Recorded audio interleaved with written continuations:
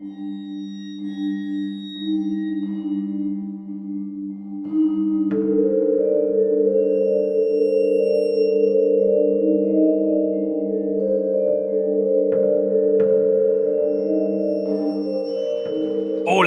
and welcome to Al Dente Rigamortis. I'm Review Cultist. I'm Mikey. The E stands for evil. I'm the gamer in yellow.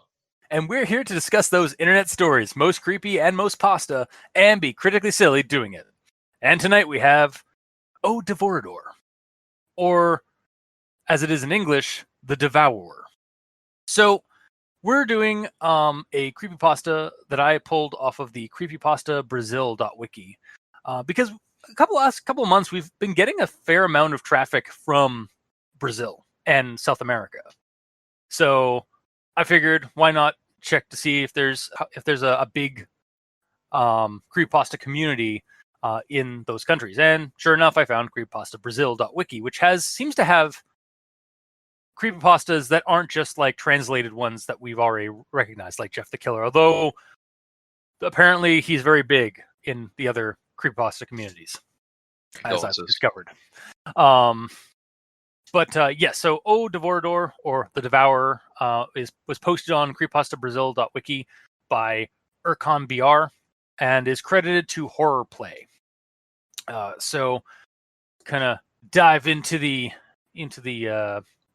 rundown. So this narrator is returning to Brazil because his family has been killed. And while dealing with this loss, he's doing diary entries and taking antidepressants as his psychiatrist has advised him to do. And while he was going through the remains of his family, like their personal effects and such, not the actual remains, not the actual headless remains, as they were all found headless and such. He gets his brother's diary through the post office. And despite fearing what he's going to read, he decides to read it. And basically from May 28th, 2012 on to that would be August 18th, 2012. His little brother basically goes into entries about on his birthday he got this horror book with some strange rituals in it on summoning this thing called the Devourer. And so he becomes very infatuated with it. This creature that when you summon it, it will not be satisfied until it kills the summoner, everybody the summoner loves, and then eventually, like the devil will be pleased with it and reward it with gluttony and power. Interesting reason to summon a demon, but I digress. Him and his friend are over at the friend's house on a sleepover, and they decide to use the book and invoke the Devourer. They recite the incantation, and then the lights all go out, and their minds just like in their minds they see this wall of 1,000 eyes watching them, and then they black out and wake up the next day. And it looks like they've just like nothing happened. Like the pentagram they drew in the ground and in the floor is no longer there. Like nothing strange happened until the next entry, when his friend gets a hold of him because he's been having dreams of severed headed children, warning him that the Devourer is observing them or observing the friend, and that's going to get them. The next entry is basically the friend has died and his whole family's been killed.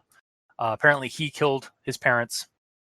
And so there's this kind of serious tone shift. Then the next one is he gets an email from his friend basically warning him that the creature is coming for him and he should kill his parents to save their souls, and so only the Devourer only gets his. Then he gets dreams about the headless children, warning him that the Devourer is coming for him, and then the Devourer shows up in the last of the entries. It already gets by the time he tries to like help his family's already being devoured, and he's locked himself in a closet as he waits for the creature to get him, and then the creature gets him. So then we cut back to the narrator. After he finished reading his brother's diary, he threw it against the wall, and a photo fell out of it. And he took it, and on it was some writing. Now that you know the story, you know the name of the creature, and it is not to be named. So now it's going to go for you as a trophy. The Devourer is behind you. Dun dun dun. And the photo is presumably the photo that accompanies the story, which I'll get into in my actual thoughts on it. Basically, it's the monster eating a woman out of her bed. It was a little child. Oh, like a girl, yeah. All right. So that was the rundown of the Devourer. So now, full disclosure, this was we used Google Translate to translate this, so we really can't do grammar inquisitions. I'm sure there's one of you out there that really likes our grammar inquisitions, maybe. To that one person, why? Thank you. Yes. So so we don't really have much of we can't really do much with the grammar because it's a different language and there's things lost in translation, and we're already using a butchered English translation using Google Translate. So we apologize. Gets a light pass. Yeah. On grammar. Light pass.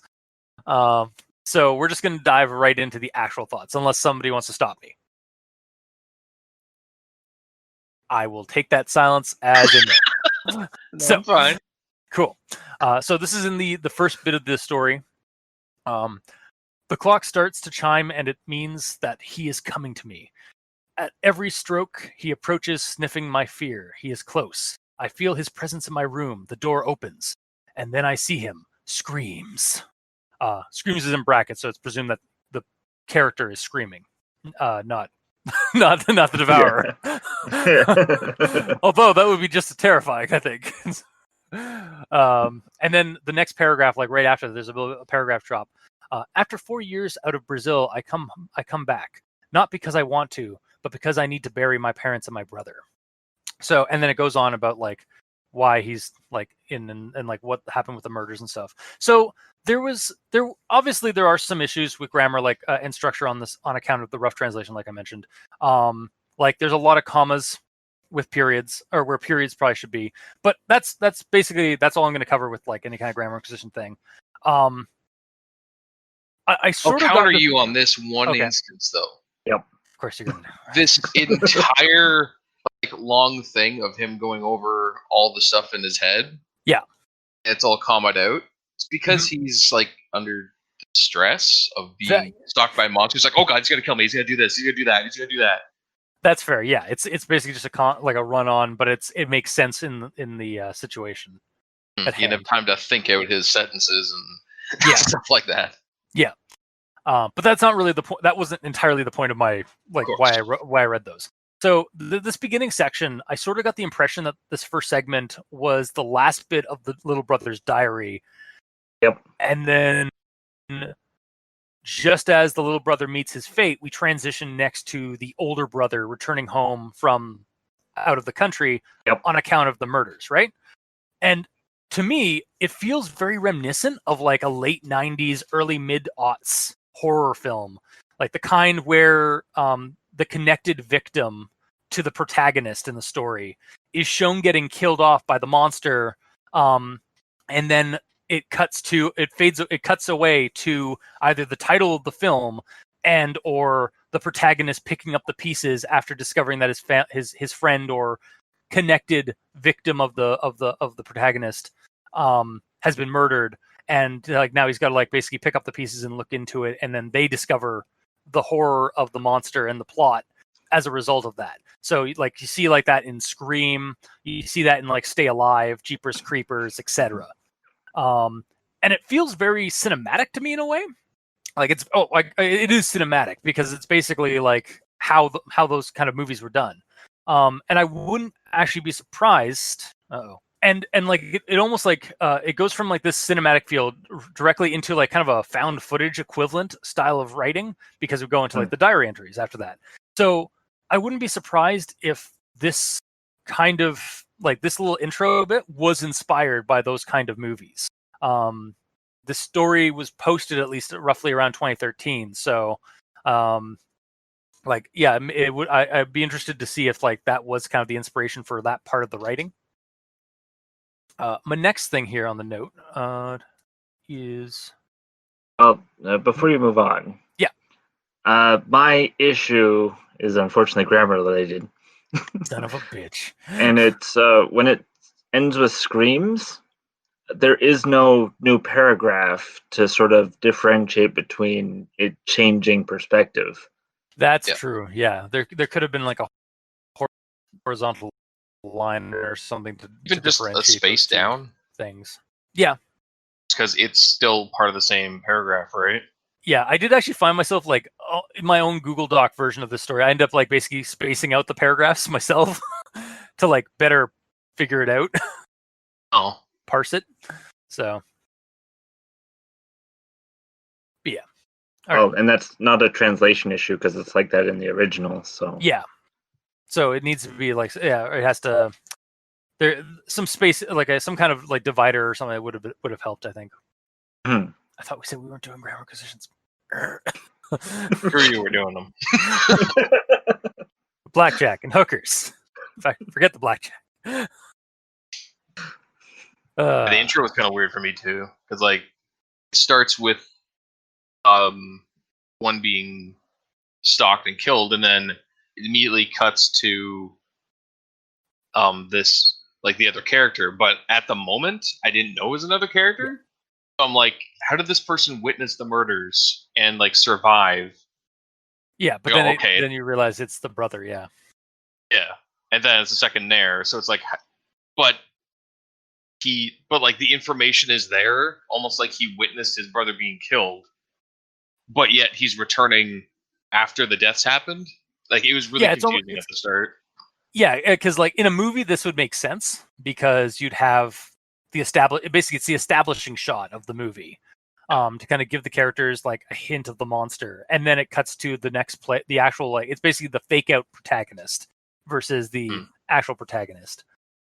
But yeah, in writing, sometimes it doesn't work. Sometimes it does. It depends on how you handle it.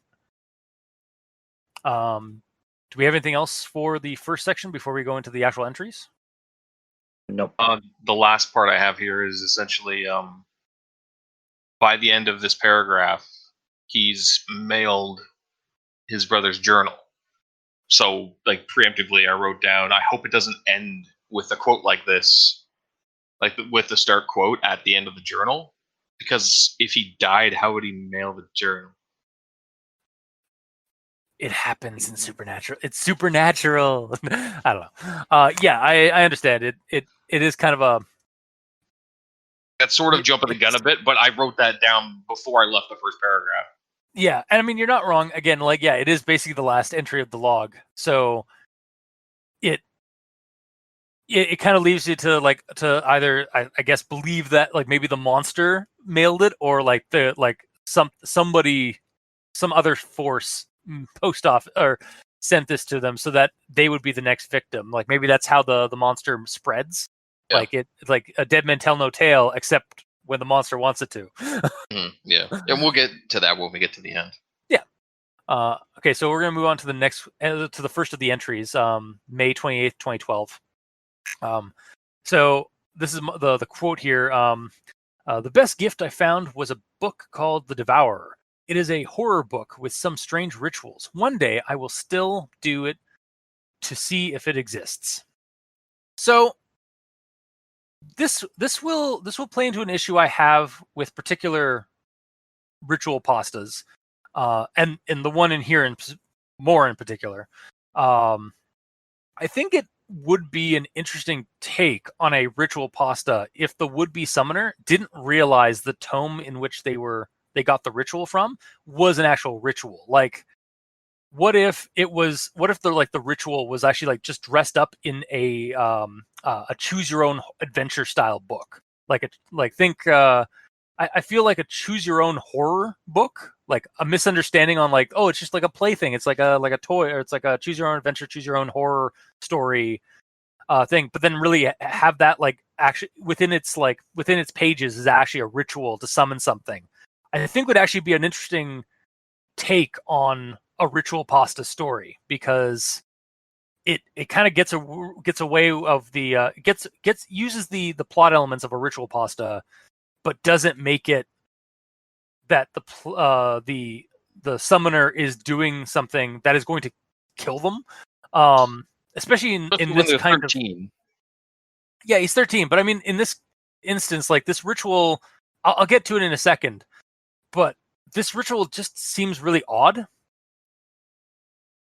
But I'll get to that in an entry or two, because that's going to actually be the segue to my next comment, but I don't have anything for the next entry. So, do you guys have anything for this entry? May 28th? Yeah. Okay. Mine's essentially just, so he's 13 years old, birthday, and he gets a legit ritual summoning book for his birthday? Yeah, that's why some asshole gave him this. I really hate this kid. Yeah, I mean, maybe there's some kind of like cultural thing we're not getting. Like maybe it's like you grow up a lot older, or grow up a lot faster, or maybe it's just something a little bit more like something like as a joke. I don't know. No, it's equivalent to giving a 13-year-old a gun, though. Which some Americans do. Technically, yeah, but that doesn't mean it's cool. Like I know I've seen footage of an 11-year-old at a gun convention that can basically strip down a gun and put it back together in 30 seconds. Yes, like 11-year-old does that. Like, so yeah, I think it might be dependent on like where this is taking place. Which is better analogy might be like. Yeah. If you wired your entire house up with explosives and gave the detonator to your 13-year-old kid and told him not to press it. Yeah. I am Groot? No! That metal kill us all. Send guy tape. Yeah. I think I figured it out. The gift was actually from the brother. That son of a bitch. So he sent it home. And he was like, oh, yeah, I got to send some gift to my brother. He found it in an antique shop, sends it home, and then oh, so it's basically dies. the opening of Gremlins, where the dad goes to the Chinatown shop of mystery and gets the Mogwai. I think it's just some cute, like, banal thing, and not realizing there's some serious, like consequences to disobeying it and giving it to your, like, I think 16-year-old son or 17-year-old son in that one. But look what happened there. Like the entire town was rampaged by gremlins. So yeah, pretty much. Yeah, I have a note on like this ritual as well. And I do think that like if the ritual book like was actually done up like a choose your own adventure kind of thing, like it seems harmless until you start reading, until you go through it, and then you realize that you've accidentally summoned a demon. Whoops.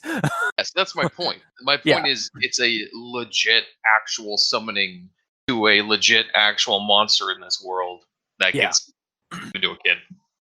Yeah. Like you do. If it was hiding its intentions, then that's fine. But yeah. But this one is just straight up like, no, it's a horror. It's a summoning book. So,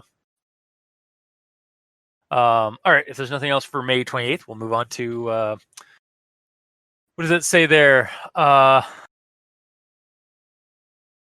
June 2nd. Yeah, May 2nd. Yeah. Wait. June 2nd. June 2nd. Yeah. Wait. I'm back in time. Yeah. So June 2nd. Does you guys have anything for this one? I really didn't, other than like, because it's just about the kid being very fascinated with the Devourer, and we're getting a little bit more information about the creature. I'm waiting for Mikey to speak because he's normally second in line, but he's taking forever. So yes, I do. Okay, Mikey, I guess you have nothing on this one. Yeah, I got nothing. Okay. Okay. Maybe next time, tell us. We can't see you. We only hear you on Discord. He just like shakes his head. It's like, okay. Yeah. We haven't done voice calls yet. Soon, maybe. I don't know. This is a voice call. Yeah. I meant fuck. I meant cam, like a video call. Yeah. Anyway. So, go ahead. Yeah. Kid starts describing the monster. Yeah. I like the way that this monster is getting its backstory, because it's literally handed to the protagonist to tell us via journal entries. Yeah. So the protagonist can get really specific about facts about the monster without it being unbelievable that the character knows all this. Because he's reading it as well. Transcribing it. Yeah, he's transcribing it or transferring information from one book to a journal. Yeah. And then my second point is I'm a little confused on the creature's powers. So the devil then satisfied with his gluttony. The devil then satisfied with his gluttony. There should be 2 commas there. Grammar, yay. Rewarded him by turning him into a demon, in which his power is to torment his victims with greed, so that in the end, when there was nothing left, they would devour it. So the problem here is I don't really understand this power set, because like he's a creature of gluttony. He's given the power to cause greed, so that makes his victims greedy, and when the greed ruins the person, he eats them. I guess. I think maybe my thing is like my issue with this again, it's probably just a translation issue, is that there's no we don't really know if he is for the Devourer or the person who summoned the Devourer. Because, like, to me, I almost think that might be that the devil is satisfied with his with the Devourer's gluttony, rewards the summoner by turning them into a demon, with in which his power is to torment his victims with greed and whatnot, blah blah blah. So basically, it's like almost like it might be like a Pumpkinhead situation where the person summons Pumpkinhead to get vengeance on the people that wronged them, and then. But the problem with that ritual is that once Pumpkinhead finishes his duty, Pumpkinhead basically turns like the person who summoned Pumpkinhead becomes the next Pumpkinhead. I didn't know that. That's how that worked. Yeah, in the first movie, that's basically spoilers for a movie from like from the 80s. Basically it's it's basically a death revenge ritual, because you're even though you're getting revenge, you're damning your soul because you're going to become the next demon. And that's okay if that's the case, but it doesn't really say that. Yeah, and there's a little bit of confusion, and that might be because of the translation error, honestly, translation situation. I think you might just be assuming that because you know of movies like Pumpkinhead, because I didn't. That's also it too. Yeah, like I guess the demon just gets a power up after if the devil likes what he's done, No, it's like the demon was a dude, like. 8 animals, then ate his wife, and then ate his family. And then because he did all those evil things, the devil was satisfied with the person's gluttony, as the person being what he was before he was the Devourer, and then rewarded him by turning him into the demon, as in the Devourer. Yeah, okay. I see what that you mean. demon has the power to torment his victims with greed. Gotcha. Yeah. Yeah, so we're still in like the origin story of the Devourer. Yeah. Gotcha. Yeah. Again, my whole point on this note is it's weird that the person who became the Devourer, his entire thing was gluttony, but he's given the power of greed. Like to make others greedy, almost, I guess. Like, which I could see. Okay, so here's the thing. I'll get to it because in the next entry I'm going to get to like my beef with the ritual itself, like the whole like why would you summon this thing? So we can talk about it. So there's nothing else for this entry. I just wanted to bring up my confusion with his power set there. Yeah, no, that's fine. That's totally reasonable. All right, so actually it's a good segue to the next thing. So in 07/07/2012, so July 7th, yesterday, I went to sleep at a friend's house, and something very strange happened. We decided to do the Devourer invocation ritual. We made an inverted pentagram on in his room, and we wrapped the ends with a candle, and we pronounced the following words. And then it goes into. I guess I'll mention it. I guess I'll recite the invocation. Hopefully the Devourer You didn't doesn't do the show up. pentagram. It's fine. What? What was that? Haven't made an inverted pentagram as well, so it's not going to actually. That's true. I invoke the Lord of hunger, pain, destruction, the Lord of that which exists between desires, the one in which we must not pronounce the name, the one in which we will give our heads as a trophy, the one in which he will watch over us until we reach insanity, and when we are desperate and he is totally tired of playing with us. Sorry. And he is totally tired of playing with, will kill us and end all of those we love. I invoke the Devourer. For a moment, all the lights in the house went out, and I saw in my mind thousands of eyes on the walls watching me. All right, so that was the ritual, like the invocations of that, and then like when they pass us out and they wake up with a popsicle stick in their mouth, but lacking a pentagram on the floor, and like as if nothing happened. So my issue here with the ritual in particular is, why would you summon this creature if it's just going to eat you, your friends, and everyone else you know and love? Like, what's the gain? Is it just to see if it's real? I feel like this gets used a lot in ritual pastas, when really, historically, rituals are like to summon. Like when you use a ritual to summon a demon, it's usually to utilize the creature or the entity. Or the force for some kind of monetary gain, or like a risky but beneficial gain. Finding treasure, for example, by summoning a ghost and asking, "Hey, where's the treasure hidden?" Or gaining one's deepest desires, like the Crossroads demon thing. Getting revenge on someone, like say the Pumpkinhead ritual from the movie, or basically summoning a demon to go after one of your enemies, that kind of thing, to bring them bad luck and all that stuff. In this, it's just really self-destructive, and I guess that in itself would be a good reason narratively to use that motive, like why are you using this ritual? Oh, to like off yourself in some really elaborate way, or some really fantastical way. But then you're also going to take out everyone that you know and love. So, like, I guess if I'm going to hell, I'm taking everyone else with me. It just see, and like you mentioned earlier, Gamer, with like it's weird that this kid who is 13 years old and is really interested in the Devourer. Like, why is he interested in this whole thing? Like, he seemed like kind of like a happy 13-year-old, according to the first journal entry. But like, it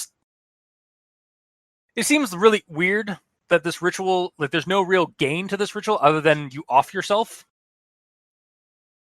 I get it. Yeah. I have 2 words for you though. Sure. Bloody Mary.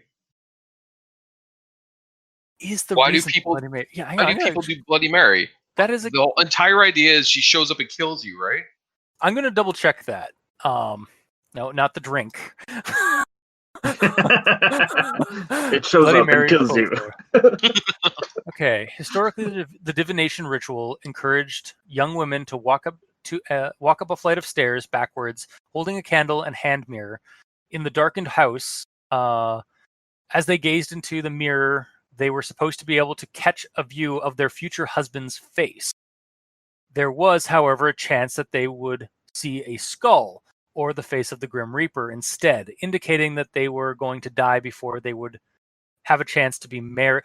Oh, okay, that's interesting. So Bloody Mary, originally the ritual started off as basically a clairvoyancy divination spell, like divination ritual, to see if you were going to like who your husband was going to be, or if you were going to die before you married, hence why it's called Bloody Mary. And then the ritual of today, Bloody Mary allegedly appears to individuals or groups who ritualistically invoke her name in the act of toptromancy, which I'm guessing is the divination through mirrors. Yep. Okay.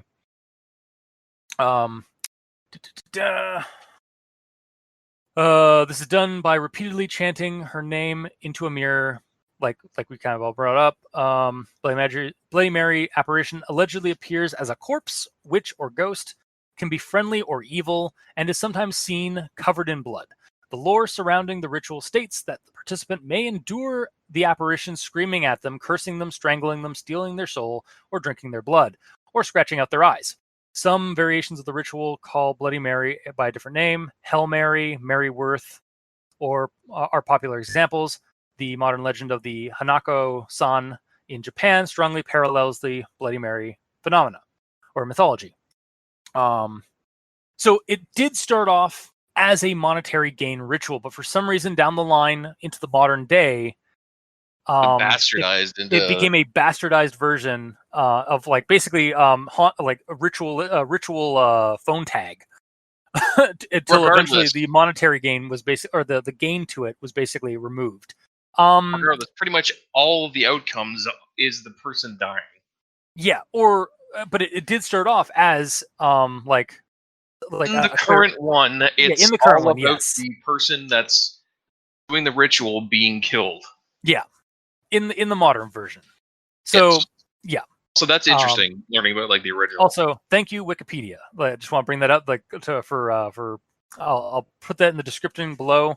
That that I just like basically read off the ritual as it is on Bloody Mary folklore in the Wikipedia entry. It's pretty cool though. Yeah, and it's again like it's interesting because like why is the modern version just you summon her and try and survive her? Like is it just another one of those like it's an adrenaline high? Yeah, probably like thing, like a fear thing. Or I feel like it also might just be that like because between the original ritual and the modern version of it, maybe there was some like because that was basically the become the age of skepticism and like and logic. So maybe people just did it like it transformed into this other ritual because people were just doing it to see if they could to see if it was real, and then that's where the phone tag thing sort of happened, where it just stopped being the divination ritual and just became a let's summon this thing to see if it's real or not kind of ritual. Yeah, it's sort of like a test your bravery, you stupid person. A little bit. Yeah. However, even in that situation, you're only endangering yourself, not everyone in your entire family. Yeah, exactly. So still, the reason for summoning them is summoning the Devourer, which is the reason we're here. It's the difference between Bloody Mary being a revolver to the head and the Devourer being a small bomb. A small bomb, but it's everyone in your entire family.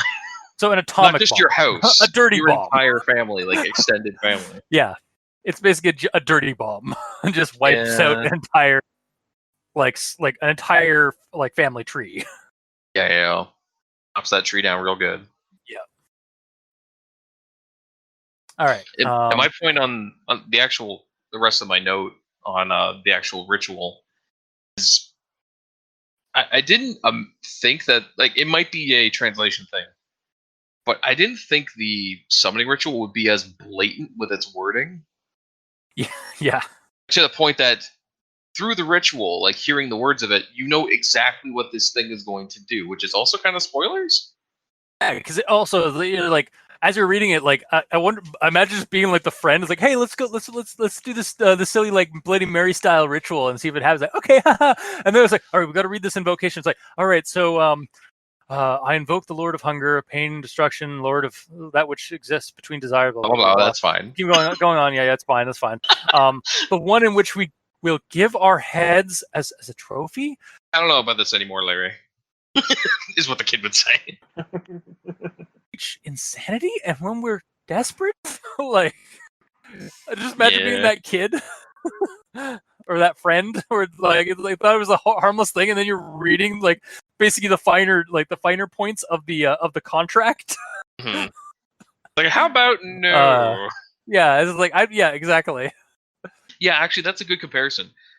Rituals are like you're just reading the main reason that you're signing a contract, but this one is like you're reading all the fine print. Yeah, Like and accepting you're it. you're saying that it's okay for the Devourer to do all these things. Yeah, and then when you say I invoke the Devourer, it's you signing the contract, which makes sense because demons tend to be all about contracts and pacts and agreements and Yes. geases and stuff. So Just normally don't make the fine print so bold. yeah, they usually tend to hide that, but this Devourer's like, hey, look, you've read the fine print, and you still sign the contract. I am contractually obligated to kill your dumbass. Yeah, your entire lineage, actually. Yeah, to wipe out. I'm really just a Darwinism. I'm just a there you go. Darwinist. Funny if the dude who became the Devourer, his name was Darwin. Yeah, exactly. And the next paragraph after that, or actually actually kind of tied to this aspect of this entry, where we get into like from when the lights go out, and then in his mind he sees eyes watching him, and the Devourer seems to just like the description for the creature or for the demon seems to be just like eyes and like just something watching you in the dark. We never actually get a full description of what the creature is in the story. We do get an image of or a photo, which doing some half-assed Google foo and and also with the help of some threads on Reddit, I was actually able to find the photo and find the origin of the photo that is given. So the creature itself, or the photo, is of a giant gnarled hag-like creature devouring a girl from her bed, and that's actually a photo of La Llorona animatronic from the 2012-2013 Spooky Maze at Halloween Horror Night for Universal Studios Hollywood. As far as image, I googled it, like I image googled it, the photo, and I came across Halloween Horror Night for Universal Studios Hollywood. So when I googled that, all of the images were mostly of that scene and a few other ones that were similar. Is it black and white even? Or was that edited for this? Black and white. There's some color versions, but there's if you Google Halloween Horror Night on Google Images, most of the images will be of this from different angles even. So okay. And it's just an animatronic that they did for the I think it was for the La Llorona. La Llorona came out recently, not 2012, 2013. So yeah, like it was basically like they chose the La Llorona urban legend as a theme for one of their spook mazes. So that's the other thing. Like the information you're looking up, is it prior 2012? Yeah, it's the Spooky Maze. This animatronic was for the Spooky Maze of 2012, 2013. So it's around the same time. It's new then. It was out on the internet at the time. Which it's possible that may have been inspiration to write an actual story for it, or a different story for it, rather. Possibly, yeah. As far as the imagery goes, it certainly is a creepy image in the photo of something that devours. Mm-hmm. However, I actually, while I was reading the story, I didn't really have much the photo in because I was reading all this in a translated Google Doc. I didn't have the photo on standby, so I was kind of just coming up with my own kind of image for the Devourer based off what we got. Mm-hmm. And I came up with two ideas based off the multi-eyed entity that is not entirely human, based on like in contrast to the photo that we got. I could see it being utilizing actual angel imagery, given the kind of significant spiritual beliefs that are in Brazil. And not the humans with wings iconography of angels, but like the older, more inhuman and even borderline alien forms angels took or were depicted as being, like the pillars of fire with dozens of wings or hundreds of wings attached to that, with thousands of eyes in those wings. And there are weirder descriptions, like that's a general description, I think, of a seraphim. So you could go with that kind of like idea of where the Devourer is some kind of like angel creature of like retribution. Like maybe it is actually an angel, and this is like kind of a what's the word? It's a sting operation for heaven. It's like, oh, you're summoning demons. Well, guess what? You summoned the wrong thing, motherfucker. Like kind of like a wrath from God, like Old Testament kind of thing going. What's a sting operation? It's a sting operation because like the Devourer is hiding it as a ritual, but instead of summoning a demon like it's set up as, you're actually summoning this angel, this Old Testament old angel creature that will devour you before sinning and by summoning like a demon. That's what I meant by that. Do you get it? Okay. Yeah. Okay. And then the other idea I had is me just kind of going back to my old tromping grounds of old Lovecraft and cosmic horror, and just have this thing be like like based off its description of eyes and devouring and stuff like that. I would probably go along the lines of like the flying polyp, or more specifically the Shoggoth, which are described as having many eyes and mouths that form and vanish on a whim. And when they are devouring a victim, they have been described as decapitating them first. I think there's a bit more to play around with here, given what you read versus the photo, because the photo is really just La Llorona eating somebody, or like a night hag eating somebody. Whereas the description in the story kind of gives this thing more of an inhuman appearance to me, at least when I was like reading it. It doesn't describe the way it looks, though. It gives us very vague things like the eyes in their minds, and then like the children's victims and stuff like that. Yeah, so, but that's not the monster at all. I don't know. You could easily. It's just the way that the monster is watching. Yeah, I don't know, like, but we don't get it. Like, that's the only information we get about the monster is description. So that's kind of what I like, where I went off with my head, because again, yeah, there is a photo with this, but if you're just reading the story, you can kind of come up with like an even weirder monster based off what limited description we have. Which again, like this is just my own personal opinion, because I like, as we've stated on the show before, I fabricate a lot of shit from scant details. Like shotguns. Yes. Shotguns with eyes and teeth and thorns. And so, yeah, anyway, it's, you could even have like this. Yeah. So basically what I'm saying is like, I kind of like, I was for some reason picturing this whole thing the whole time, this just wall of flesh and eyes and teeth, and maybe even victims' heads, like mounted on like parts of it, like a trophy, or like maybe even on chains. So, it's the old story. Your mind will always make something creepier than what's actually there. Exactly. For me, when I was reading this, first thing I usually do when you give me creepypasta, I probably shouldn't do it, but I do it anyway, just because I need to know roughly how much time I'm going to need to invest in it in reading it. Is I quickly scroll down it to see how big it is. Yeah.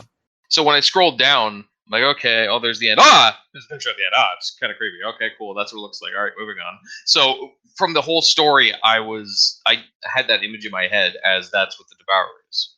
Yeah. So because of that, when the eyes and the walls showed up, I see that as being the creature. It's just basically that's the way that the creature is observing its victim through hell. Oh, okay. It's opening up little eye portals in the walls and shit and looking through them. And then like the children in the dreams are basically just like the bound spirits that the creature has, and just like kind of sending off like a warning, or like kind of just like they're its harbinger, or its emissary before it shows up proper. It seemed like it was a combination of the actual children's spirits trying to warn the kid, and also them being puppeted by the demon. Kind of got a bit of a Coraline vibe there. For example, them saying like you have to kill your parents situation. Like I don't know if that would be the actual kids trying to help, or if that's the demon trying to just fuck with the kid. It could honestly go either way, because I mean, again, we're dealing with a like, from my very base understanding of Brazilian culture and stuff, They do have it does seem like they have a strong focus on like the spiritual, on the spiritual self versus the physical self. So maybe like killing your parents, like they'll be saved, their souls will be saved and go to heaven because they were just murdered. They weren't suicides. But then your soul is condemned, so you might as well save your. If they're going to get eaten and claimed by this creature, you might as well kill them to save them from the fate worse than death. Yeah, it's either they get killed by the Devourer and get brought down into hell to be slaves forever, or you kill them and they go to heaven. Yeah, and to be fair, that's also like generally something that certain Christian beliefs are more focused on, is like the afterlife versus the eternal versus the here and now. Like it's better to have your soul saved than to have survived physically. So, Mikey, are you going to comment on any of this? Well, my issue with the picture is that they're devouring the person's feet and not their head and or stomach. Yeah. Eat whatever the hell they want to eat.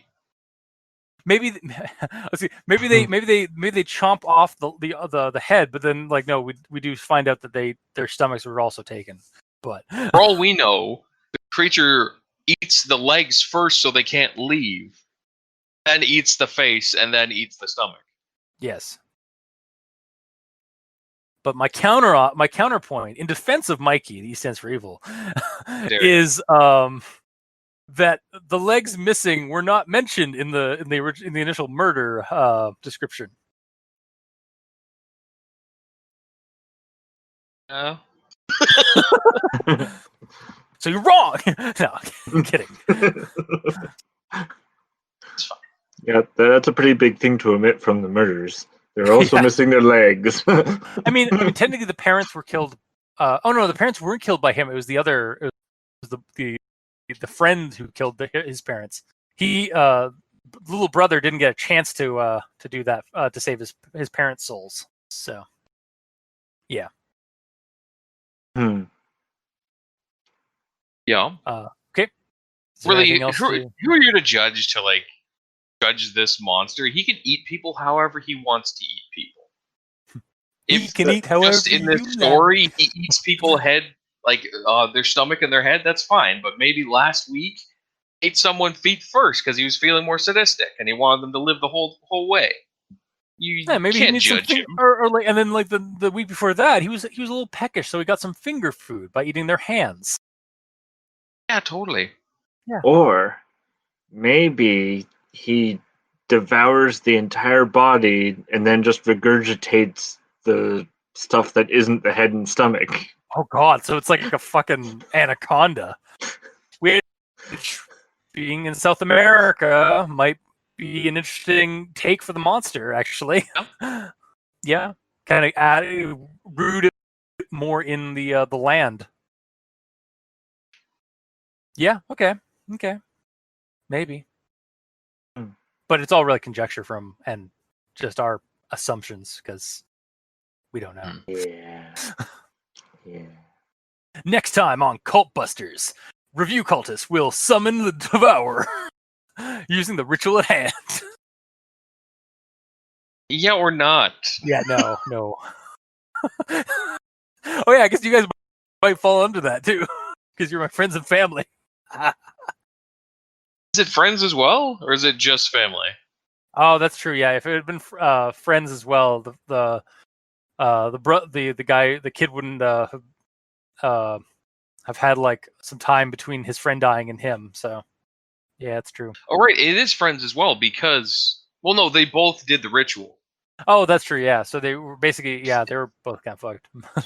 Yeah, if his friend did the ritual and he didn't, but he still got killed, then yeah, it'd be friends as well. But no, they were both. So also, I just realized, so the brother actually fucked himself because it seemed like the creature didn't get him while he was in Brazil, or like while he was out of Brazil. It wasn't until he came back to Brazil that the creature got him. Yeah, that's the whole ending. Yeah, no, I just kind of clued into that one facet of the ending. All right. But if that's the end of that entry, if we have nothing else for 07/07/2012.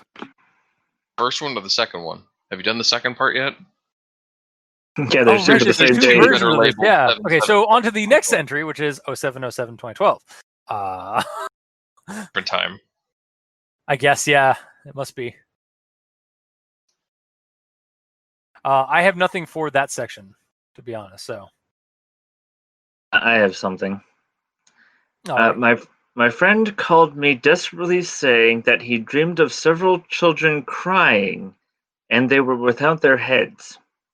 Yes. So how does one form tears if they have no head? You would not believe how many comments I Google translated every comment for this story.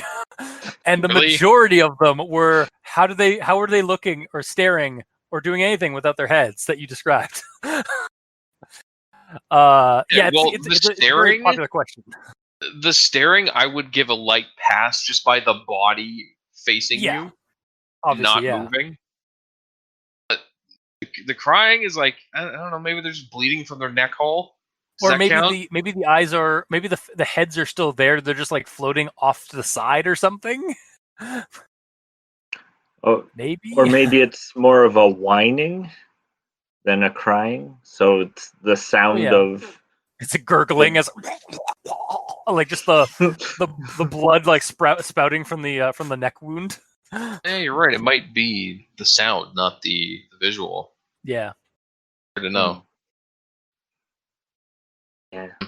because he also hears the word. Like they're talking, like so presumably like it's a disembodied voice that they're hearing because it's Yeah, ghosts. their spirit So talking to them. Yeah, it's spirit stuff. They can do whatever they like. Mm. But yeah, that is definitely a common question and critique on that part is like, how are they bleeding? How are they crying blood? Yeah. Oh yeah, hang on. It's like, and he woke up. He saw in his closet a head without eyes with blood running through every hole and heard the following words. Okay, so there is a head. It's just floating or something, I guess. Well, that's after he's already woken up. No, but what Right, he's saying is in the dream, it might be a decapitated child with the head floating above its neck. Yeah. But yeah, in the dream, he So- does say like children crying and they were without their heads. So like, how are they crying without heads? Yeah, it would be like a wailing like sound that's coming from the stump, basically. Or it should just literally say crying. Where is it? Several children crying, and they with severed heads next to them, like with their severed heads near them. Yeah. And those severed heads, blah blah blah blah blah, were crying. You know. Yeah. Same time, though, if I heard this, I would hope somebody would give me a pass for writing this down as shakily as I was after seeing all this crap and then writing this down. And again, this is also all translated, so we might be getting the wrong feel from it. Yeah, there might be something that's lost in translation as a result. So, So anything for the second bit of there, or we can move on? Do you have more, Mikey, or no? No, I'm done. Mine is essentially this whole section is just stated facts. There's no thoughts of Little Nair, who I'm referring to, the young Little Nair. He's Little Nice. Nair, and then Nair is the older brother. But there's no thoughts of Little Nair about like if he believes his friend or not. He just wholeheartedly believes like, that. I know, but my whole point is it's all just facts here. There's no internal thoughts like what you would put in a journal. Yeah, that's true. Like he's just like, my friend called me and said all this, but after that it would be like, I'm really worried about him. I wonder if he's going to be okay. Is the monster really real? You know, there's no questioning or internal thoughts put into a journal, which you would normally do. That's true. Two things do come to mind. One, he is a 13-year-old, so he might just straight up believe his friend. The second one, again, I'm not an expert on Brazilian culture, but from what I've gleaned from like from urban legends, from researching like urban legends or looking up urban legends from other like countries and stuff. There does seem to be kind of a very strong superstition within the culture that like, yeah, no, La Llorona exists, or like, oh no, yeah, this creature, like they treat them like fact, not just like, is this actually real kind of thing. And again, like given the kid's young age, it might be even stronger in that like belief or like fact thing. I understand though where you're also saying where like there should be some more like thought things. That might also be a translation issue, but I'm not sure. There's no words there about his thoughts on this situation. It's just here's facts. And what's even weirder is he knows these facts because he read the book. So he's describing facts to his journal that he already knew because he read the book. He's not saying it like I read in the book today that this is what happens when they take you. It's just entry already knowing all these facts. He'd be like, my friend called me today and he's suffering all the effects that the Devourer does to his victims, but they're not happening to me or nothing. Like there's matter of fact. Okay, yeah, that's fair. I guess that's marks against it. Doesn't feel like a personal journal. It's just like kind of a notate, just some log entries.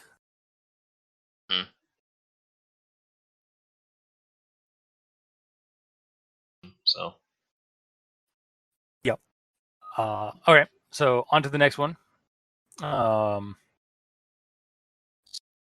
this is 07. I don't really have anything until the very last one. So. Okay, Mikey. I have nothing. Okay. We would have something for every part. So, his friend being dead and his friend's family being dead. And my note here is really just his lack of contact with his friend, because it's been 8 days since the last entry, and there's been no entries about keeping tabs on his friend and like seeing if he's okay or nothing. He's dead. Also, he died exactly how the Devourer does it. So why would he assume that the friend did like the killings? Because it's saying like the friend did the killings here. Yeah. Yeah. He hasn't gotten the dream, so he just summoned the Devourer 8 days ago, and the Devourer's entire deal is he kills the summoner and that summoner's entire family. So then 8 days later, when his friend and his entire family dies, he's like, my friend is dead and so are his parents. He killed his parents and then killed himself. Wouldn't he immediately assume that the Devourer did it if he's so... It does feel like he believes in the Devourer so much? No, because there's no devouring going on. If the...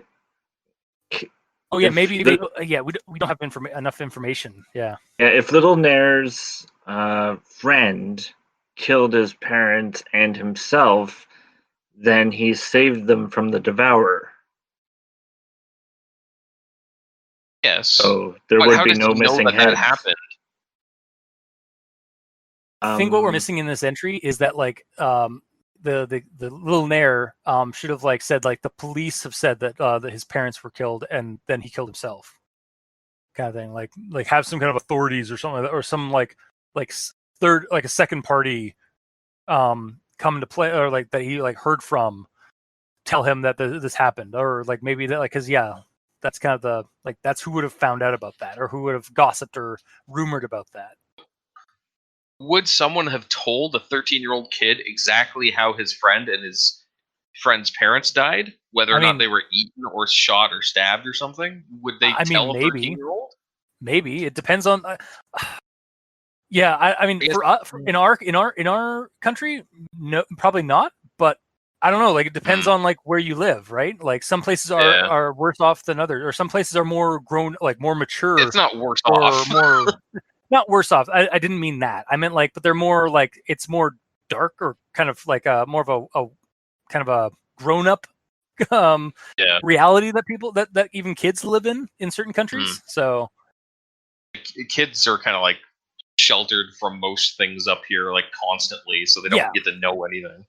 Yeah, like for us, like I think that's also like another thing, like maybe a lost in translation thing for us is that like we're basing this off our own experience in our country versus like another country. So this might be completely believable, and we're not sure because we don't like. I've never gone to Brazil, so I don't. I only have like hearsay of what I've seen in the news, and what I've like looked up with stuff. So like adults might be way more open and honest with kids down there, or like they treat kids like they're young adults earlier.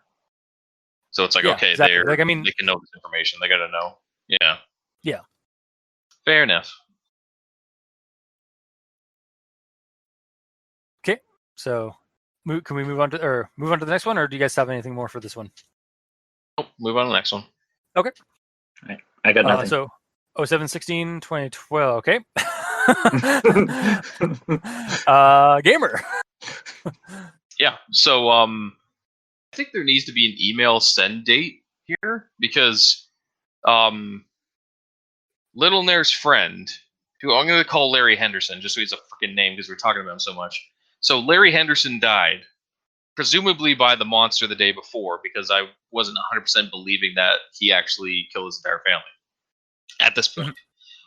So this email that came in, is it a new email that he got the day after the death? Or was it a couple of days ago? Because it actually like maybe this changes is a lot. like a confession before he goes and does it? Because, yeah, if it was a few days ago, then it would be Larry in his late stages of his insanity saying, like, goodbye and all that. But if it's after, then it's potentially, like, Larry speaking to Nair through dimensions or something.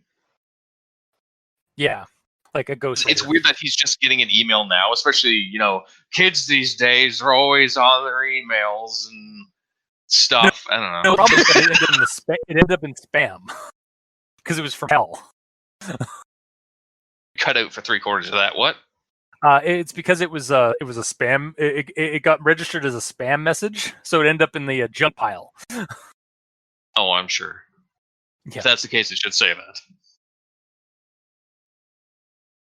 Good for you. Yeah. It's just weird that there's an email he didn't get until after he died. That's true. Yeah.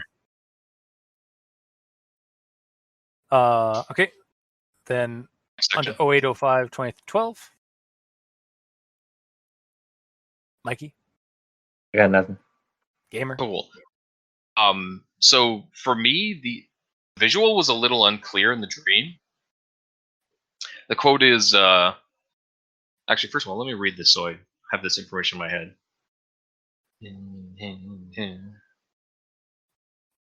God, why? Tonight I dreamed of children with no heads looking at me, saying that my head will be a trophy for him, one that cannot be named. They are without eyes and cry tears of blood. Please, God, be with me at this time. Wait. Okay, I was going to read that anyways, but you already read it, so I don't need to say it. Yay! So, saying this whole thing about the dream, he's asking like why, and I don't know. I didn't at the point of reading it know whether or not he was saying like why is this happening to me? Because if that was the case, it's because he summoned him. However, if it was a situation as in why did we do this, that would make more sense. But because it's not really elaborated on, I don't really know which thought process the kid's going on. Yeah, there might even be like again some I don't think connotation is the right word, but like the some expression within the language that we're just not getting because we translated this. Yeah, exactly. Like this might just be like kind of a God help me like kind of prayer thing that he's written down. Oh, for sure. Yeah, I mean it is, but I mean like there might be a little bit more to it than like in the meaning of it, in the expression of it that we just don't register because we're lost in translation. I feel like I'm just gonna have like us like sifting through a fog and just have like translation issue in like a fog and like sifting through it for the title card. For like yeah. while like a giant hag monster and my like wall of flesh wall of eyes is just like kind of encroaching on us. Maybe that'll be our title card for this episode. But either way, just to wrap up this section, Yeah. Long and short of it is, it would have been better for me personally if it was like, God, why did we do this, instead of God, why? Because it sounds like he's saying like, why is this happening to me? Meanwhile, he knows exactly why. That's true. Yeah. That's the feeling I got from it. Is I guess that's not the feeling he was trying to get. Yeah, maybe. Definitely, maybe. Yeah, pretty much.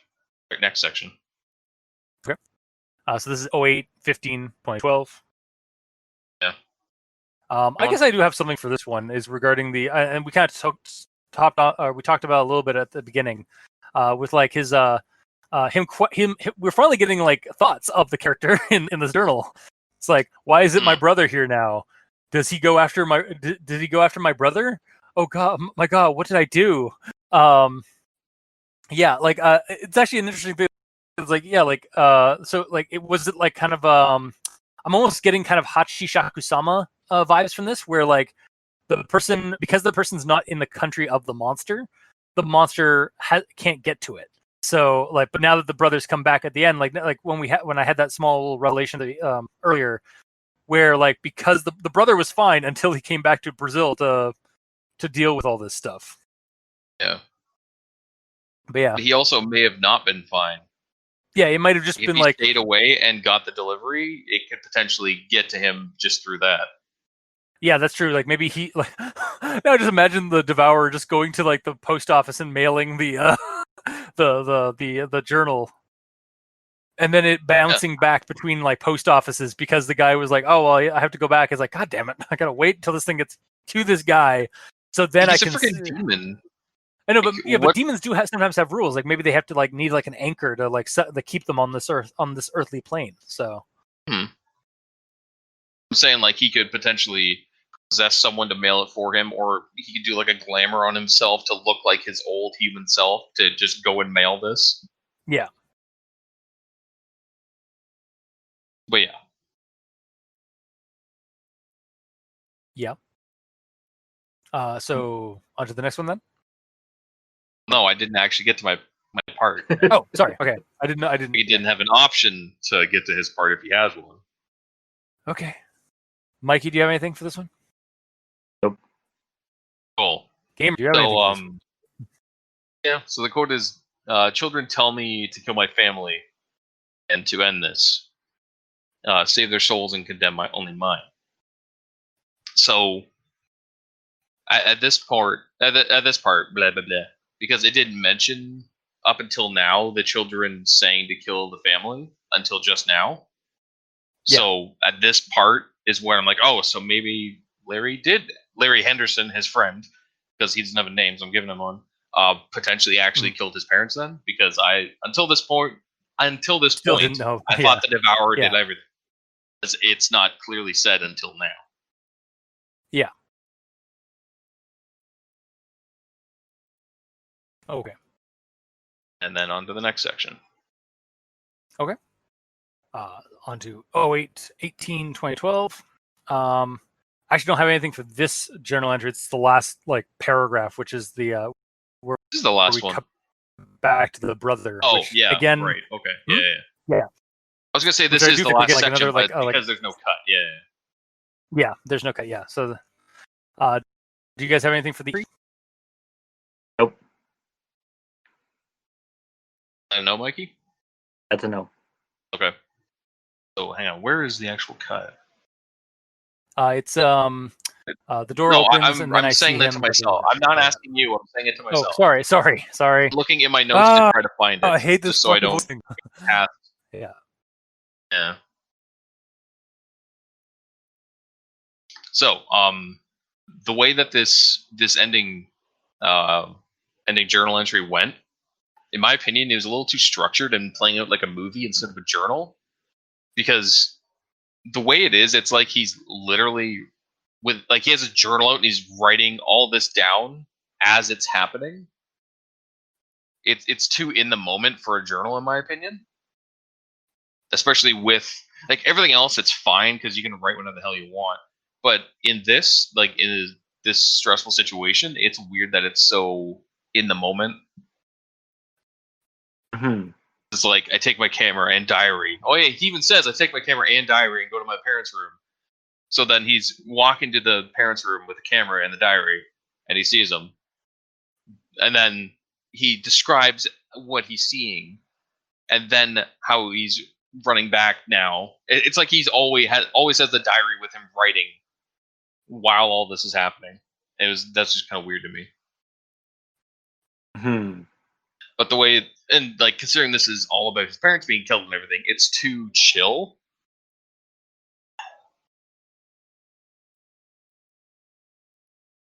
Okay. But yeah, the whole thing is just it's too chill until the actual death happens. Meanwhile, this entire entry should not be chill. Like he's making this entry because his parents have died. So it should, instead of it starting with I woke up at 3 a.m. with the kids telling me, please wake up, save your family. So I did this and that. He should be starting out with like, oh God, it killed them. The Devourer is here. I was woken up by the children in my nightmares warning me to save my parents, but I was too late. It ate their heads. It's eating them, and it's gonna eat me. Oh my God!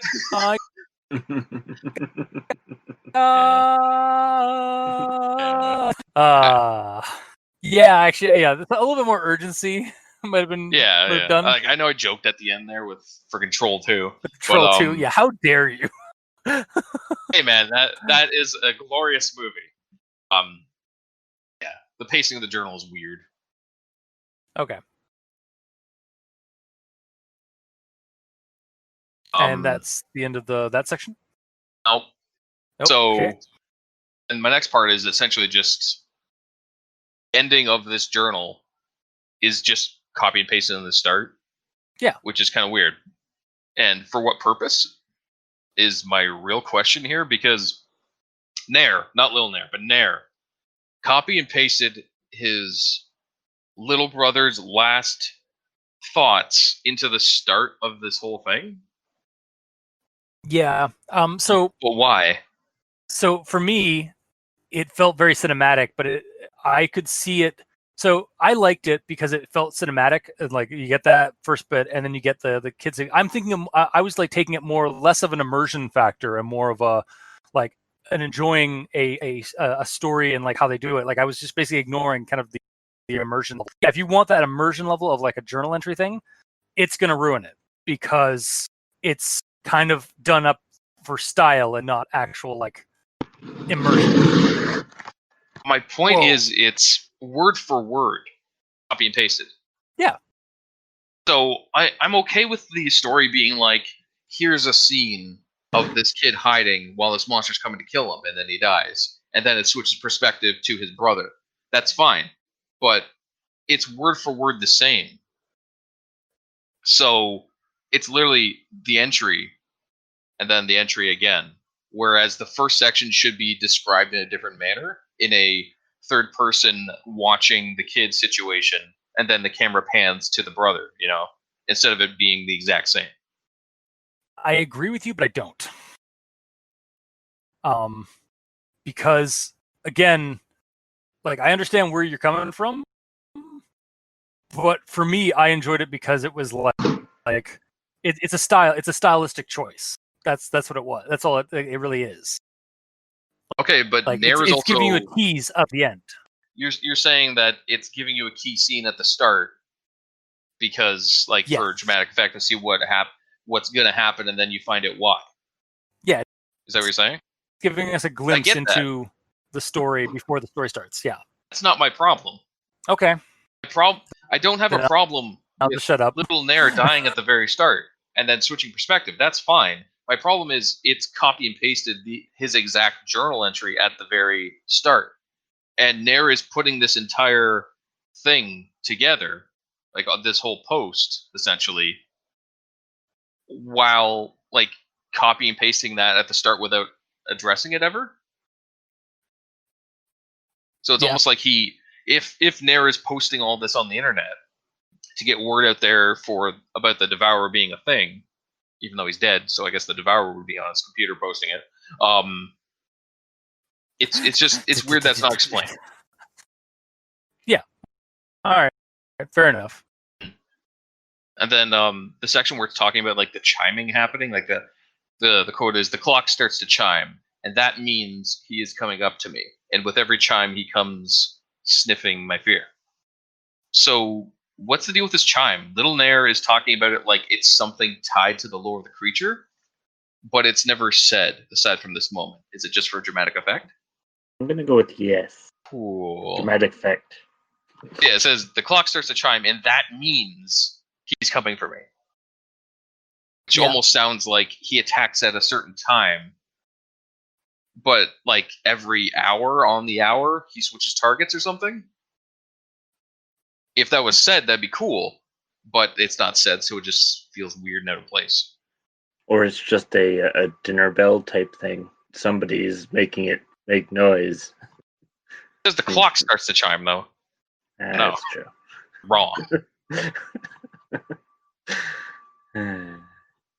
I tried. You did. So then now it breaks to the journal's over and it's doing the break now. So Cultist, please continue. Okay, so we're back at Norman. Pick it up from there. This is my last bit for this is my last actual thought thing. I'm not even gonna try and read it before like my internet craps out. So so for the ending there, it's like, oh, so this is like the creepypasta equivalent of losing the game. Sorry, everybody who just lost the game. Also, the thing that shouldn't be named, that's the creature. And with some of the imagery that we were in the story of like the wall of eyes watching and the beheaded children, like kind of thing, I was almost wondering if this was like this could easily be used as inspiration for like a Brazilian King in Yellow scenario. From like Delta Green's take on Carcosa and the King in Yellow mythos.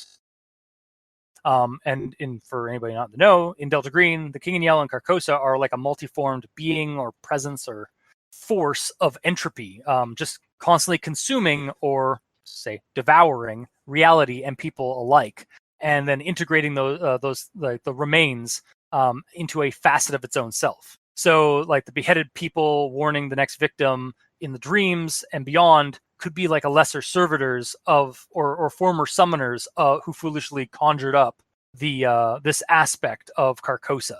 And then like kind of an idea I kind of had with like combining my choose your own horror book that's mentioned earlier, that might be the catalyst medium to summoning Carcosa in this way. So kind of like a bit of a kitchen idea at the very end here with using this as inspiration for a King in Yellow game, but set in Brazil and using a Brazilian creepypasta. For some reason, I'm 100% on board with that. I don't know why. Yeah, I know. It's a mystery to itself. Yeah. So yeah, that's kind of like my last bit before final thoughts by the ending.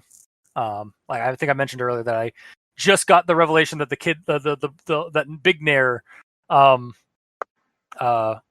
might have been fine if he had stayed out of Brazil. Maybe. Maybe. Yeah. I doubt the demon obeys the borders of countries. I don't know. I can't cross the border. Ah, goddamn it! Trump built that wall. Oh, topical. I have a passport. Shit. Yeah. Now, just imagining again, not to be political or topical on our show because I don't want that, but amidst like I don't know if you guys have saw those video footage of like people migrating out of Brazil and whatnot, and basically moving north through South America to get to the Mexican to either get to Mexico or to get to the Mexican border to cross into America. And like I'm just imagining like that's also what the Devourer is doing. Like he's just on board, he's with them, just slinking in with the rest of them. Totally. Got one left to kill, and he's not in country. God damn it! God damn it! I have to walk all the way across multiple countries and get across that goddamn border. And that's even assuming that that our Nair is even like in yeah, that's even assuming the Nair was in like America. That's very presumptuous of me. Yes, it is. But anyway, do you guys have anything for this last bit before we move on to final thoughts? I don't. I do. So, first of all, unclear cut to Nair. So a little bit of a grammar thing. Yeah. Should at least be spaced down, tabbed down. What's the word for that? Entered down. You hit the enter key. Well, Yeah, in enter, the actual one, there is a space. Like, it's an extra paragraph. Is there? There isn't. Oh wait, not in the one Google I'm Doc. reading. No, yeah. Oh well. Yeah, again, All full right, disclosure, I gave them a Google Doc as well as the link to the actual site, but a Google Doc with the translation and the non-translated version. Okay. So we're trying so hard to read this story. Yeah, a little bit. Then, either way, goes on to the photo situation, throwing the book and all that. The quote is, "I start drinking nonstop and toss my brother's diary on the wall. Then a single photo falls off. I take it slowly and read the following sentence." So I had to read that a few times, the sentence itself, because I didn't understand where the photo came from. I thought at first he threw it and then hit a photo that was on his wall, and that photo fell off with the message on it. But I suppose it's meaning that a photo fell out of the journal. Yeah. Being said, it's demons and magic, so it could also have implanted a photo in the photo that's on his wall. Who knows? Surprise! It was a sting operation the entire time. Exactly. Also, just like as a quick thing, I just realized you probably shouldn't be drinking a lot while also taking antidepressants. No. Generally not good. Yeah, I mean, yeah, I'm sure people do, but that's generally not a good thing. I mean, he is in mourning because his family's been murdered, but because the sun just came up. Oh, that. I hate the English language, and I hate you, Gamer in Yellow. That's fine. To be punny at least once an episode. I have a quota. All right, there, father in yellow. Got my father hat on. You and your dad jokes are ridiculous. The best. But yeah. So, next point is essentially just the monster needing its name known, potentially, because now you know his story, you know his name, and the one who shouldn't be named. So now you'll be his trophy. All that. I just realized, on top of being King in Yellow, where you don't want to say its name, like he or should not be named. I'm not saying the word, but it's also like the Bye Bye Man. Oh, the Bye Bye Man. or as it is on the internet, Pee Pee Poo Poo Man. It's a meme about the Bye Bye Man. Our silence wasn't confusion to what you said. It was we didn't hear what you said. Oh, God damn it. I said the Pee Pee Poo Poo Man. No, nothing. Nothing. Silence again. Say a little louder, maybe. I don't know. The Pee Pee Poo Poo Man. There we go. Got it that time. Jesus. Cool. It's a meme. Anyways, I'll move on. I'm just gonna leave. Bye, guys. It's fine. Either way, we sort of talked about that, about him people need to know his name for him to attack them and all that. Because why else would he have the photo in there, I guess? But this, I guess, only really affects the brother because nobody has done the ritual, so we're technically safe. Well, no, we're fine. Of course. Yeah. It's essentially how he got the brother. I wonder, how the photo even came to be in there? Maybe it was just because in there? The little Nair had his camera and the journal when he went to his parents' room. So he took a picture, but he didn't mention it? Yep. Then got the picture developed and printed. Right before he died. Before he died? Did he have a freaking red room in his house? That's where he was hiding. It was actually just the closet they used for like his photo work that they never mentioned until now. Develop, hurry up, develop. He's coming. I can hear him. Okay, I gotta get this develop. Come on. All right, it's done. Okay, gotta put this into the back of the note. No. Yeah. Ah! Then Devourer's like, "Oh, you didn't finish your developing. Here, I'll finish it for you." And then, Oh, that's don't a worry, good picture I'll that I'm send gonna write I'll on send this to your brother. Yeah. This monster is oddly human. Or at least we're making him oddly human. Yeah. I think guess it's he less actually human. We're kind of making it more is, though, because humorous. He has to be actually humanish. I don't mean visually, I mean thought process, because he had to have mailed this to him. Yeah. And presumably he like that's also how he like he's kind of like the Bye Bye Man a little bit. Yeah. Sorry, the Pee Poo Poo Man. In that he wants to be spread. Like he wants to be like he has to be he spreads via by victims sending or by people finding his stuff and then like summoning him. So yeah, there's a little bit more work involved than the Bye Bye Man, but then my next point is just on the picture, but just the picture being fucking awesome. Honestly, yeah. Just like when I first saw that, Sorry. Just when I saw the picture, I thought the picture was cool. It's actually well done, considering most creepypastas have not super fitting pictures. So even though this is from something else that I wasn't aware of at the time, so not being aware of that at the time, I was like, whoa, that's a really well done picture for this monster. Yeah. But it still works either way. Cool. Then my last point is essentially just, where's the greed in regards to this monster? Because it's like one of his main powers, but he doesn't really, there's nothing to be said about greed happening anywhere in the story. Yeah.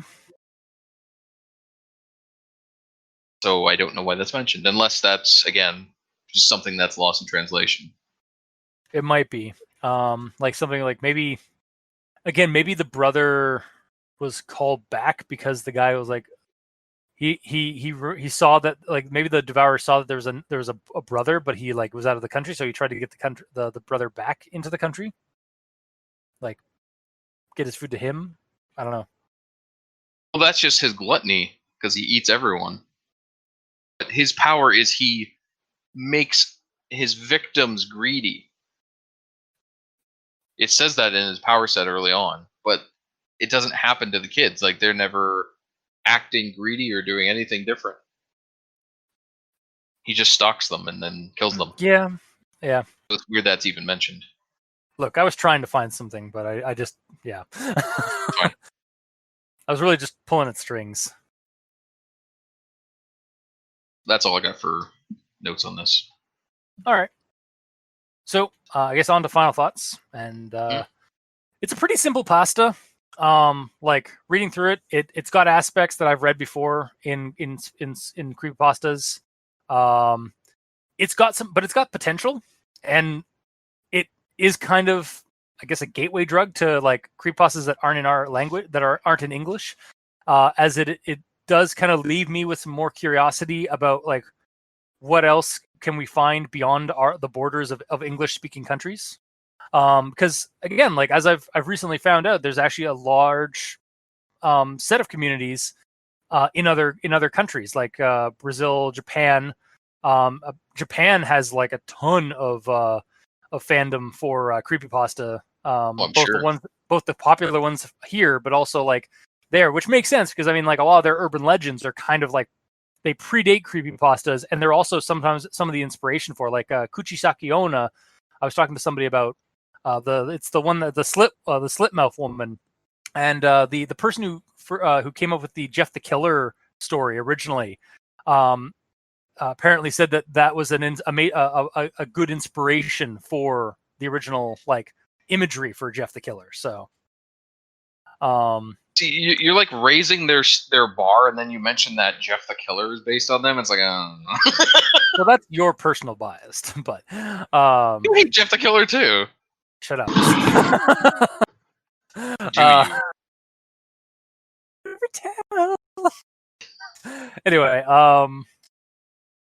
so yeah, I'm interested to see now, like, what else like we can find, and if any of you are out there, like, from the from other countries that have creepypasta communities that like, and you guys write your own stories, please let us know, like, which like, if you guys have one that you want us to take a look at, like, we'll do our damnedest to try and translate it and review it and discuss it, like we did with this one. So,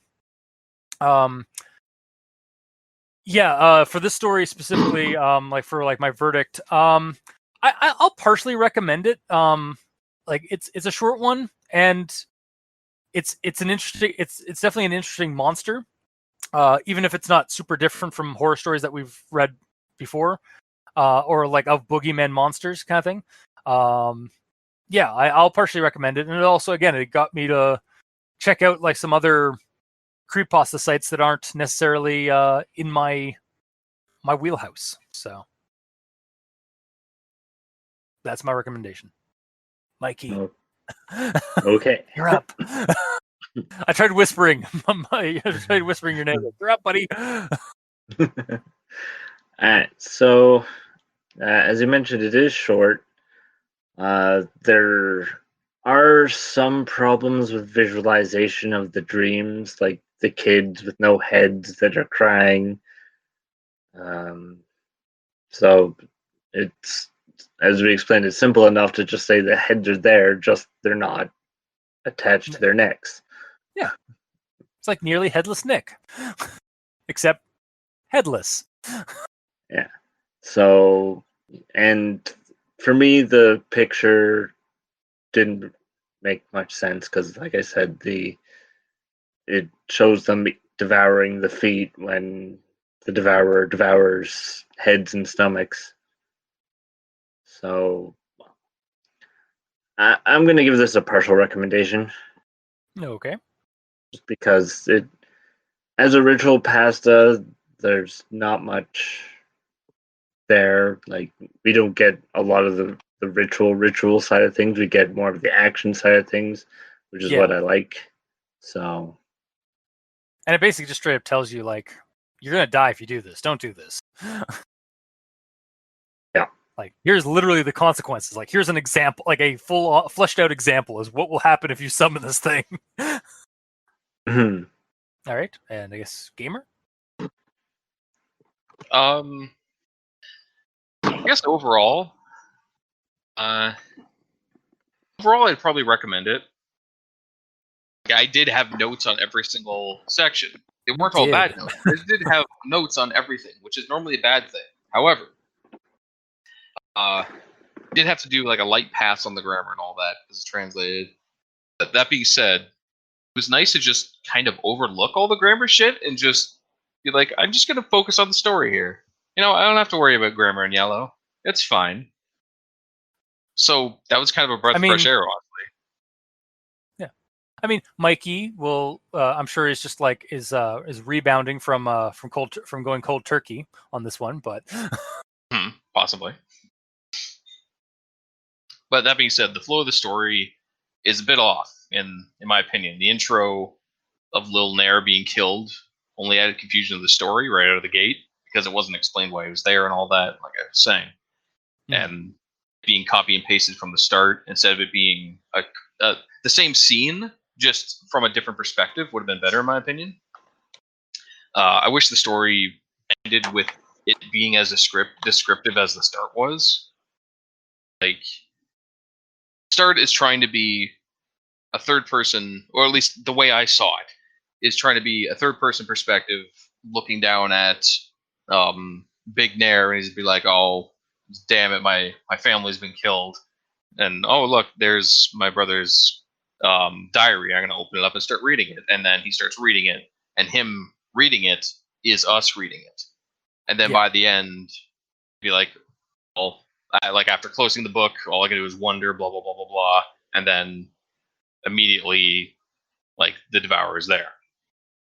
But because there's like hours of time cut out of the events at the end, it's kind of glossed over what happened and how quickly Like it has less impact because the Devourer isn't immediately there.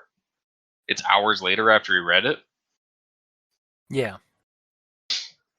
But yeah, it'd be more vicious if Nair like describes what happened to his family. He sits down, opens the journal, reads it, shuts it, and then monsters there. But Yep, overall, fair. I do like the story. Whether it's my headcanon ending or the one we got, there's some mixed info about his powers in there, which is kind of weird. But regardless, with all that stuff happening, I still like the story enough to recommend it. All right. Cute. Then I guess that was this week's episode. So if you like what you heard, or if you didn't, leave us a comment in the comment section below where this gets posted, whether it be on Podbean, Facebook, YouTube, or Tumblr. You can also send us emails at aldenterigamortis@gmail.com. That's ALDENTERIGAMORTIS@gmail.com, where you can also send us creepypastas, SCPs from North America or abroad. If you're one of our listeners from other countries that have a story or have a creepypasta that you read on your in your own language and you haven't seen it as an English adaptation, send it to us because we will give it the same kind of treatment as we've given the Devourer. And that is not done. That is not saying anything bad about it. Like we tried to give it the same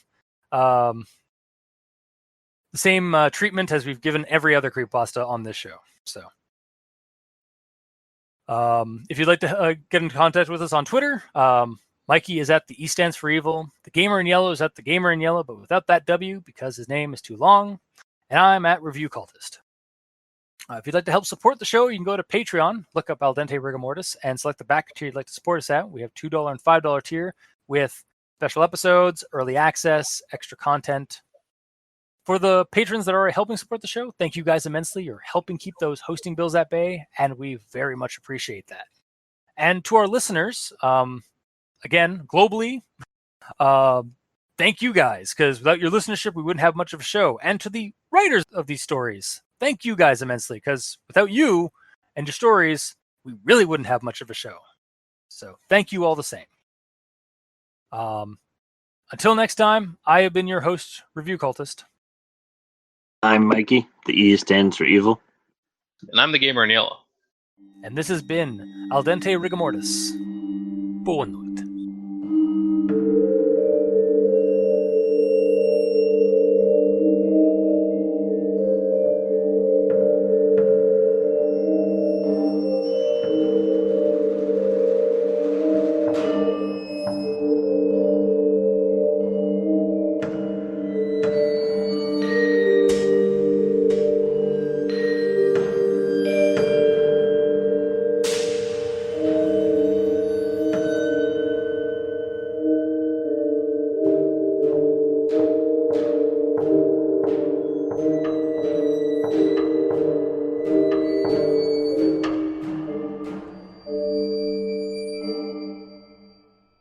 Oh, hello, and welcome to actually, should I do this in like the a Portuguese greeting? You do translate your greeting. Hey, I gotta see what the greeting is. What a greeting is in Portuguese. This is gonna be bad. This could be your worst idea ever. It could be. Worst or best? All right.